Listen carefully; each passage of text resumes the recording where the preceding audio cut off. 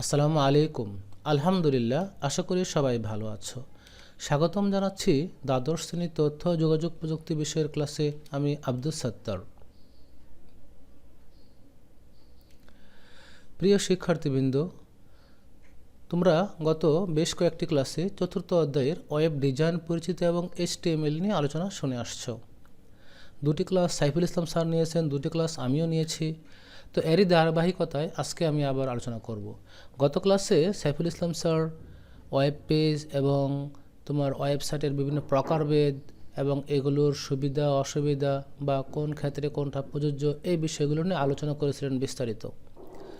তো আমি এরপর থেকেই আলোচনা করব ইনশাল্লাহ। আজকের পঞ্চম ক্লাসে আমাদের আলোচনার মূল টপিকস হবে ওয়েবসাইট কাঠামো, ওয়েবসাইট স্ট্রাকচার।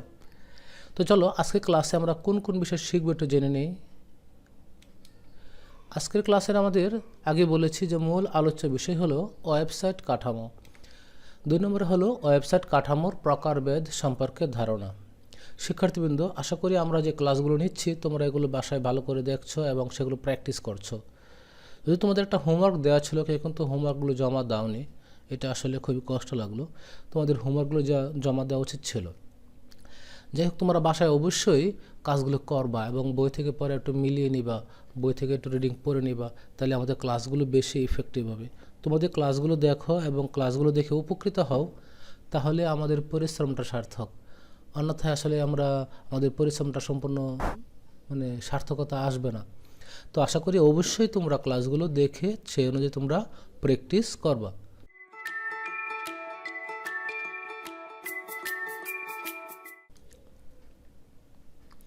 প্রথমে আলোচনা করব আমরা ওয়েবসাইট কাঠামো নিয়ে। তো ওয়েবসাইট কাঠামো বিষয়টা কী, চলো আমরা জেনে নিই। ওয়েবসাইটের অন্তর্গত ওয়েব পেজগুলো কিভাবে সাজানো থাকবে তাই হলো ওয়েবসাইট কাঠামো। তো তোমরা জানো একটা ওয়েবসাইটে অনেকগুলো পেজ থাকতে পারে, কয়েকশো ইভেন কয়েক হাজার পেজও হতে পারে। তো যাই হোক, এই ওয়েব পেজগুলো কিভাবে সাজানো থাকবে একটা ওয়েবসাইটে তাই হলো ওয়েবসাইট কাঠামো। অর্থাৎ আমরা বলতে পারি যে অবকাঠামোতে একটি ওয়েবসাইটের সকল তথ্য উপস্থাপন করা হয় তাকে ওয়েবসাইট কাঠামো বলে। কারণ আমাদের যে পেজগুলো রয়েছে, পেজগুলোতে আসলে কী উপস্থাপন করা হয়, বিভিন্ন তথ্য উপস্থাপন করা হয় যেন ইউজাররা সহজে এটা বুঝতে পারে, সেই অনুযায়ী ওরা নিজেদের তথ্যগুলো সংগ্রহ করতে পারে। এই জন্যে মূলত ওয়েবসাইটটা তৈরি করা হয়। অন্যভাবে আমরা বলতে পারি ওয়েবসাইট কাঠামো বলতে বোঝায় ওয়েবসাইটের পেজগুলো কিভাবে সাজানো থাকবে। অর্থাৎ একটি ওয়েবসাইটের ওয়েব পেজের উপস্থাপন বিন্যাস পদ্ধতিকে ওয়েবসাইট কাঠামো বলে। কি বলা হচ্ছে? একটি ওয়েবসাইটের ওয়েব পেজের উপস্থাপন বিন্যাস, যে উপস্থাপনাটা কোন বিন্যাস প্রক্রিয়া অনুসারে সাজানো হবে। ওয়েবসাইট কাঠামোতে কোন ওয়েব পেজের পর কোন ওয়েব পেজ আসবে তা প্রদর্শিত হবে, তার বর্ণনা দেওয়া থাকে। অর্থাৎ একটা ওয়েবসাইট কাঠামো যখন আমরা করি, সেই কাঠামোর মধ্যে আমরা বুঝতে পারি যে এই পেজের পরে আমাদের ওই পেজটা আসতে পারে, বা এই আমাদের ওয়েব পেজটার পরে ওই পেজটা আসবে, বা এই তথ্যের পরে আমরা ওই তথ্যটা আমরা পেতে পারবো, এরকমভাবে একটা বর্ণনা দেওয়া থাকে। একটি ওয়েবসাইটের কাঠামোতে বিভিন্ন ধরনের পেজ থাকতে পারে। তাদের অন্যতম 3টি অংশ হলো: নাম্বার 1 হোম পেজ, নাম্বার 2 মূল ধারার পেজ, নাম্বার 3 উপধারার পেজ। তো চলো আমরা এই বিষয়গুলো আবার একটু বিস্তারিত জেনে আসি। 1 নম্বরে আমরা জানবো যে হোম পেজটা কী। কোন ওয়েবসাইটে ঢুকলে যে পেজটি প্রথম প্রদর্শিত হয় তাকে হোম পেজ বলে। অর্থাৎ প্রথম আলো বা দৈনিক শিক্ষা বা ঢাকা এডুকেশন বোর্ড বা facebook.com এরকম একটা অ্যাড্রেস লিখে আমরা প্রথম যে পেজটা আমাদের সামনে চলে আসবে এটাকে বলা হবে কি? Home page. হোম পেজ হলো ওয়েবসাইটের প্রবেশদ্বার। ওয়েবসাইটের বিষয়বস্তু সম্পর্কে স্পষ্ট ধারণা পাওয়া যায় হোম পেজ থেকে। কারণ একটা ওয়েবসাইট তোমার যেই ধরনের কন্টেন্ট দিয়ে তৈরি হবে তা মূলত হোম পেজেই একটা ইন্ডেক্স আকারে দেওয়া থাকে। হোম পেজের অধীনে একাধিক পেজ থাকে এবং সকল পেজের তালিকা ইন্ডেক্স আকারে হোম পেজে প্রদর্শন করা হয়। অর্থাৎ আমরা হোম পেজ থেকে আমরা বুঝতে পারবো যে একটা ওয়েব পেজে কতগুলো পেজ থাকতে পারে বা কোন কোন ধরনের ইনফরমেশন কোন পেজে আমরা পেতে পারি তার একটা ধারণা পাওয়া যাবে, যেখানে ইন্ডেক্স আকারে থাকে।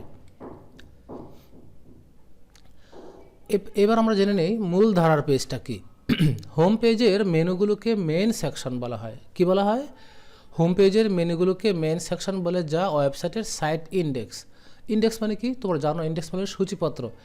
অর্থাৎ সূচিপত্র দেখে কিন্তু আমরা বুঝতে পারি একটা বই আসলে কোন চ্যাপ্টার মানে কত নম্বর পেজে আছে বা কোন টপিক্সটা কত নম্বর পেজে আছে আমরা বুঝতে পারি। তেমনইভাবে যে হোম পেজে যে মেনুগুলো রয়েছে এই মেনুগুলো দেখে আমরা সহজে বুঝতে পারি যে আমাদের এই সেকশনগুলো রয়েছে। মেনুতে ক্লিক করে অন্য পেজে যাওয়া যায়। হোম পেজের লিঙ্ক থেকে মূল ধারার পেজগুলো ব্যবহারকারীরা নির্দিষ্ট তথ্যের জন্য ভিজিট করে। কী বলা হচ্ছে, হোম পেজের লিঙ্ক থেকে মূল ধারার পেজগুলো ব্যবহারকারীরা নির্দিষ্ট তথ্যের জন্য ভিজিট করে। যে মূল ধারা যে পেজগুলো থাকবে সেই এক পেজে এক একটা ধরনের অংশ থাকবে। যেমন হতে পারে একটা কলেজের ওয়েবসাইট হলে যে টিচার্স ইনফরমেশান, হতে পারে তোমার নোটিশ, তারপরে রেজাল্ট, এই যে বিভিন্ন অংশগুলো হোম পেজের সঙ্গে লিঙ্ক করা থাকে। অর্থাৎ ওই নির্দিষ্ট তথ্য ওই পেজে গেলে আমরা দেখতে পাই। ওয়েবসাইটের কোথায় কোন ধরনের বিষয়বস্তু আছে তা মূল ধারার পেজ থেকে জানা যায়। অর্থাৎ একটা মূল ধারার পেজে কোন কোন বিষয় নিয়ে সাজানো আছে তা সহজে আমরা জানতে পারি। এবার আমরা জানার চেষ্টা করব উপধারার পেজ। যে ওয়েব পেজে নির্দিষ্ট বিষয় সম্পর্কে সকল ধরনের তথ্য সন্নিবেশিত থাকে তাকে উপধারার পেজ বলে। মূল ধারার পেজের অধীনে একাধিক উপধারার পেজ থাকে। হোম পেজের সাথে এ সকল উপধারার পেজে সরাসরি লিঙ্ক থাকে। এই লিঙ্ক ব্যবহার করে ব্যবহারকারীরা সহজেই হোম পেজ ভিজিট করতে পারে। তাহলে মূল কথা হলো যে আসলে নির্দিষ্ট বিষয়ের সঙ্গে সকল ধরনের তথ্য থাকে উপধারার পেজ বলে। অর্থাৎ এই যে আমরা বিভিন্ন পেজে যাব সেই পেজে গিয়ে আবার বিভিন্ন উপধারার পেজ পেতে পারি যা মূল ধারার পেজের অধীনে থাকবে। মনে করো তুমি একটা প্রথম আলো পত্রিকায় গিয়েছো, এখানে তুমি স্পোর্টস মেনুতে ক্লিক করলা, তো দেখবা স্পোর্টস মেনুতে গেলে এখানে আবার বিভিন্ন ধরনের স্পোর্টস, ক্রিকেট হতে পারে, ফুটবল হতে পারে, হকি হতে পারে, বিভিন্ন ধরনের পেজ। এই সবগুলো হলো কি আসলে উপধারার পেজ। আর এগুলো আবার মানে প্রত্যক্ষভাবে কি হোম পেজের সাথে লিঙ্ক থাকে। অর্থাৎ কেউ উপধারার পেজ থেকে ইচ্ছা করলে হোম পেজে যেতে পারে, উপধারার পেজ থেকে আবার মূলধারার পেজও ভিজিট করতে পারে। যাই হোক, তাহলে এই লিঙ্ক ব্যবহার করে ব্যবহারকারী সহজে হোম পেজ ভিজিট করতে পারে। অর্থাৎ সে চলে যেতে পারে, আবার ইচ্ছা করলে সেই পেজে ব্যাক করতে পারে। যদি আমরা এইটা এক্সাম্পলটা দেখি তাহলে আসলে ক্লিয়ার হবে। তো এটা মনে করো আমাদের যে মূল ওয়েবসাইটের মূল পেজটা, এটা হোম পেজ। এই হোম পেজে এখানে মনে করো আমাদের 5টি সেকশন রয়েছে, মেইন সেকশন, মানে 5 ধরনের তথ্য এখানে আমরা দিয়ে রাখবো। এবং এই 5 ধরনের পেজে আবার কি সাব সেকশন থাকতে পারে। সাব সেকশন যে এই যে আমি বলেছিলাম যে যদি স্পোর্টস হয়, স্পোর্টস হলে এখানে ক্রিকেট, ফুটবল, হকি বা দাবা এরকম ধরনের হতে পারে। তারপরে যদি এটা কলেজের বিষয় হয় তাহলে সেখানে হতে পারে রেজাল্ট, হতে পারে এখানে ক্লাস 6-এর রেজাল্ট, 7 রেজাল্ট, 8 রেজাল্ট, 9 রেজাল্ট, এরকমভাবে ভাগ হতে পারে। বা যদি এটা টিচার হয়, একটা পেজ হয়, সে টিচারের ক্ষেত্রে এখানে হতে পারে chemistry teacher, physics teacher, ICT teacher বা বাংলা টিচার বা অ্যাকাউন্টিং টিচার, এরকমভাবে এই ভাগগুলো হতে পারে।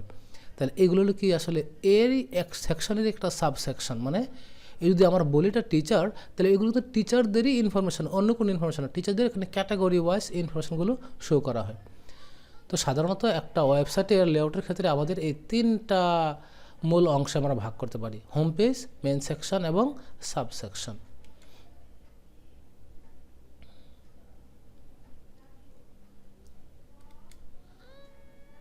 ওয়েবসাইট কাঠামোর প্রকারভেদ। এবার চলো আমরা জেনে নিই ওয়েবসাইট কাঠামোকে আসলে কয় ভাগে ভাগ করা যায়।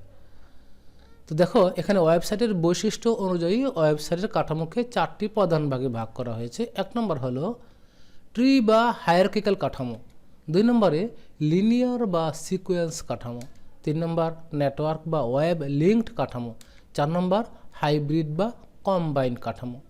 তো চলো আমরা এখন এই 4টি কাঠামো সম্পর্কে আস্তে আস্তে বিস্তারিত জানার চেষ্টা করি।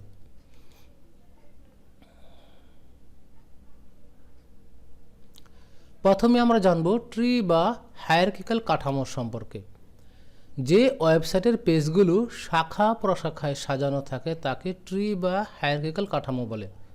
কী বলা হচ্ছে, যে একটা মূল পেজ থাকবে, সেই মূল পেজ থেকে একাধিক শাখা প্রশাখা আকারে পেজগুলো সাজানো থাকবে, তাকে বলা হবে ট্রি বা হায়ারার্কিক্যাল কাঠামো। Home page, main section page, subsection page, content page, এই 4টি অংশ নিয়ে গঠিত হয় ট্রি ওয়েবসাইট কাঠামো। তোমরা বুঝতে পেরেছো আমরা যে প্রথমে একটা ওয়েবসাইটের যে বিভিন্ন সেকশনগুলো নিয়ে আমরা আলোচনা করেছিলাম, মূলত এগুলো নিয়ে ট্রি বা হায়ারার্কিক্যাল কাঠামো।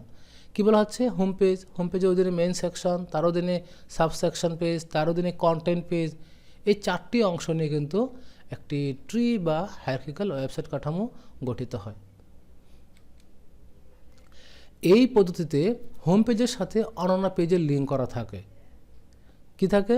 যে হোম পেজের সাথে অন্যান্য পেজ, অর্থাৎ সকল পেজের সঙ্গে সকল পেজের লিঙ্ক করা থাকে। ফলে ভিজিটররা সহজে বুঝতে পারে কোন অংশে কোন তথ্য রয়েছে। স্কুল, কলেজ, বিশ্ববিদ্যালয়, ব্যাংক, বিমা, কর্পোরেট ওয়েবসাইট ইত্যাদি ট্রি কাঠামোর হয়ে থাকে।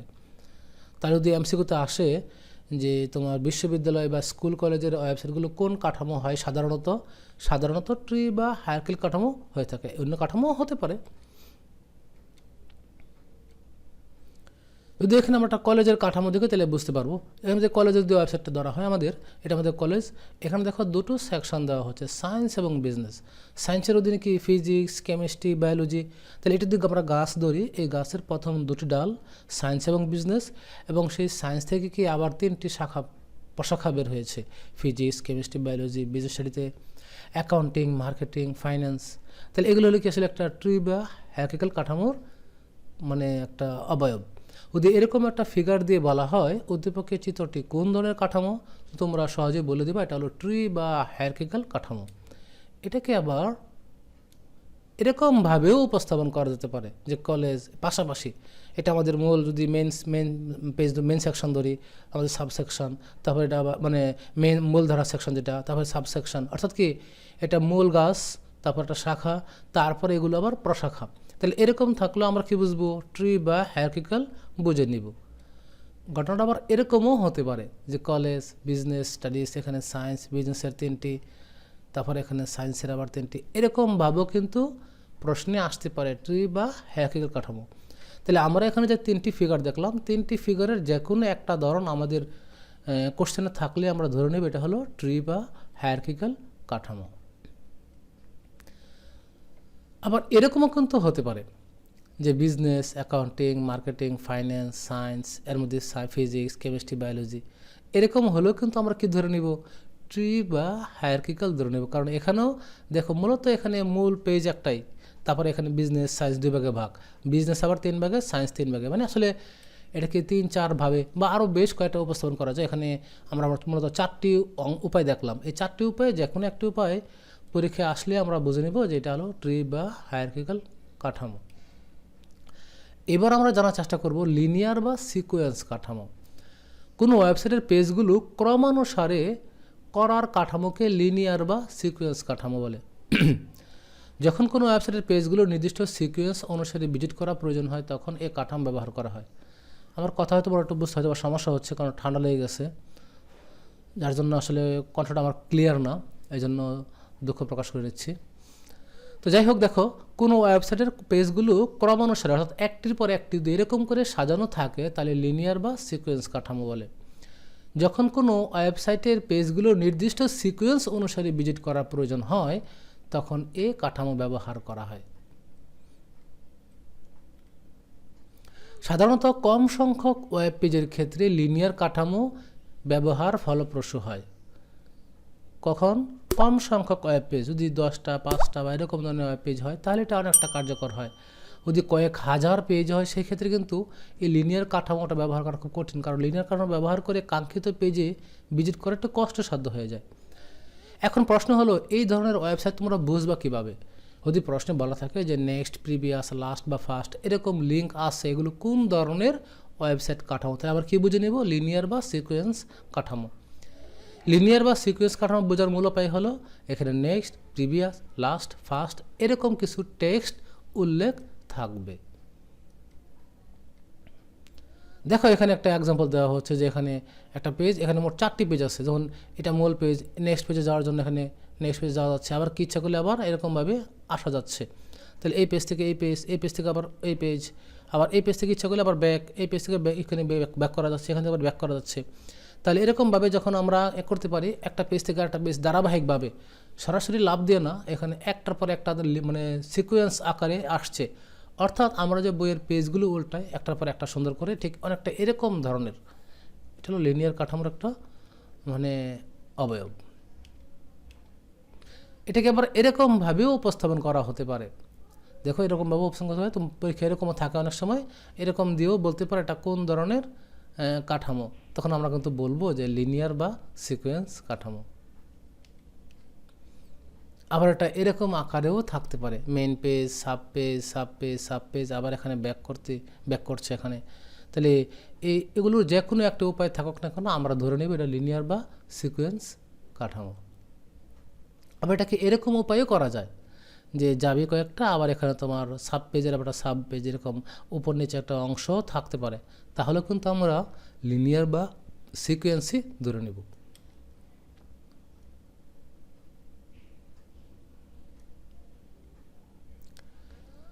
নেটওয়ার্ক বা ওয়েব লিঙ্ক কাঠামো। কোনো ওয়েবসাইট কাঠামোতে সবগুলো পেজের সাথে একে অপরের লিঙ্ক করা থাকে তাকে নেটওয়ার্ক কাঠামো বলে। অর্থাৎ যখন সবগুলো পেজের সাথে সবগুলো পেজেরই লিঙ্ক করা থাকে তখন তাকে বলা হয় কি, নেটওয়ার্ক কাঠামো। মানে অর্থাৎ তুমি যে কোনো পেজ থেকে তুমি ইচ্ছা করলে যে কোনো সময় যে কোনো পেজ ভিজিট করতে পারবা। এই কাঠামোতে হোম পেজের সাথে যেমন অনন্য পেজের লিঙ্ক করা থাকে, ঠিক তেমনই অনন্য পেজের সাথেও হোম পেজের লিঙ্ক থাকে। ফ্রেম ব্যবহার করে তৈরি করা ওয়েবসাইটে লিনিয়ার কাঠামো ব্যবহার করা হয়। কি ফ্রেম? এখানে ফ্রেম বলতে আসলে আমরা যখন আলোচনা করেছিলাম যে HTML-এর, আমরা পরে আলোচনা করবো আবার HTML-এর যে মূল লেআউটগুলো, এখানে হেডার এবং ফোটার আমাদের সাইফুল ইসলাম কিছু আলোচনা করেছিলাম, সাইফুল ইসলাম স্যার, যে হেডার, ফোটার এবং কন্টেনার, এই যে হেডার এবং ফোটার দিয়ে একটা ফ্রেম তৈরি করা হয়, জাস্ট কন্টেন্টগুলো এখানে চেঞ্জ হয় কন্টেনারে। তাহলে যখন আমরা এরকম একটা ফ্রেম ব্যবহার করি, ওই ক্ষেত্রে নেটওয়ার্ক বা ওয়েব লিঙ্কড কাঠামো আমরা ব্যবহার করে থাকি। এখানে একটি নেটওয়ার্ক বা ওয়েব লিঙ্কড কাঠামোর একটা এক্সাম্পল দেওয়া হলো। দেখো যেখানে প্রায় প্রতিটা পেজের সঙ্গেই প্রতিটা পেজের একটা লিঙ্ক আপ করা আছে, প্রতিটা পেজের সঙ্গে প্রায় প্রতিটা পেজের লিঙ্ক আপ করা আছে। যদি এরকম লিঙ্ক আপ করা থাকে তখনই আমরা কি বলবো, নেটওয়ার্ক বা ওয়েব লিঙ্কড কাঠামো।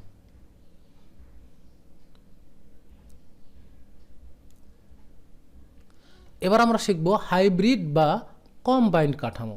হাইব্রিড বা কম্বাইন্ড কাঠামো, একাধিক কাঠামোর সমন্বয়ে যে ওয়েবসাইট কাঠামো ডিজাইন করা হয় তাকে হাইব্রিড কাঠামো বলে।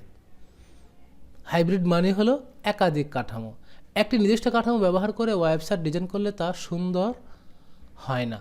ওয়েবসাইটের সৌন্দর্য বৃদ্ধির পাশাপাশি ভিজিটররা যাতে সহজে এবং আনন্দ নিয়ে ওয়েবসাইট ভিজিট করতে পারে, তাই একাধিক কাঠামো নিয়ে হাইব্রিড ওয়েবসাইট কাঠামো ডিজাইন করা হয়। অর্থাৎ হাইব্রিড কাঠামোতে অবশ্যই কমপক্ষে দুইটি কাঠামো থাকবে পূর্বের, হয় লিনিয়ার ট্রি বা ট্রি লিনিয়ার বা ট্রি মনে করো যে হায়ারার্কিক্যাল যেখানে থাকবে এরকম ধরনের। অর্থাৎ যখনই দুটি কাঠামো কমপক্ষে ব্যবহার করা হবে তখন তাকে বলা হবে হাইব্রিড। ইভেন তিনটি কাঠামো একসঙ্গে ব্যবহার করা হতে পারে। এখানে আমরা একটা কাঠামো দেখি যে কলেজ, সায়েন্স, বিজনেস এবং science, physics, chemistry, biology, business, accounting, marketing, finance. এই অংশটা দেখে কী মনে হচ্ছে আমাদের? এই অংশটুকু দেখে আমাদের মনে হচ্ছে এটা হলো একটি কী কাঠামো বলো তো? ট্রি বা হায়ারার্কিক্যাল কাঠামো। কিন্তু এটুকু দেখে কি মনে হচ্ছে? লিনিয়ার বা সিকোয়েন্স কাঠামো। তাহলে দুটো মিলিয়ে কি মনে হচ্ছে? দুটো মিলিয়ে হলো হাইব্রিড। আবার এটা এরকমও হতে পারে যে এখানে আমাদের দুই ধরনের কাঠামো ব্যবহার করা হচ্ছে, হোম পেজ, সাব পেজ, এই দুটো মনে হচ্ছে ট্রি বা হায়ারার্কিক্যাল, পরে আবার দেখে কি মনে হচ্ছে? লিনিয়ার কাঠামো।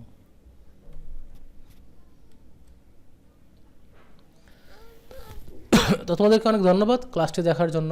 তোমরা অবশ্যই ক্লাসটি প্রয়োজনে আবার বারবার দেখবা, দেখে এই বিষয়গুলো একদম ক্লিয়ার রাখবা এবং কোনো সমস্যা পড়লে অবশ্যই আমাদেরকে জানাবা যে স্যার এই টপিক্সটা বা এই অংশটা বুঝতে পারিনি, একটা এক্সাম্পল দেন বা এরকম ধরনের বিষয়গুলো বলেন, তাহলে সেটা চেষ্টা করব। তো মূল কথা হলো তোমাদের স্টাডি করতেই হবে। এই করোনার কারণে অফলাইন ক্লাস বন্ধ থাকলেও অনলাইন ক্লাস যেহেতু চালু রয়েছে, তোমাদের পড়াশোনাটা চালু রাখা উচিত। কারণ যদি এরকম মনে করো যে কলেজ খোলা হলে আমরা সব পড়ে নেব একবারে, এটা আসলে খুবই কষ্টসাধ্য বা অসম্ভব ব্যাপার বলতে পারো। তো সুতরাং তোমরা এভরিডে অল্প কিছু সময় বাজেট রেখে তোমরা নিয়মিতভাবে টপিকসগুলো শেষ করে নিও, তাহলে পেইনফুল হবে না তোমাদের জন্য, খুব সহজে তোমরা ভালো একটা স্কোর করতে পারবা। আর আইসিটিতে আসলে অন্যান্য বিষয়ের তুলনায় নাম্বার তোলা একটু সহজ, কারণ এখানে যে তোমার বিভিন্ন চ্যাপ্টার যেগুলো রয়েছে এগুলো খুবই অল্প চ্যাপ্টার এবং তুলনামূলক ইজি। যদি তোমরা একটু কন্টিনিউ করো, একটু স্টাডি করো, তাহলে কিন্তু ইজি। তো তোমরা স্টাডি করো এবং তোমাদের সবাই যেন খুব ভালো ফলাফল পেতে পারো এই প্রত্যাশায়। তাহলে আজকের মতো এখানে রাখছি। আল্লাহ হাফেজ।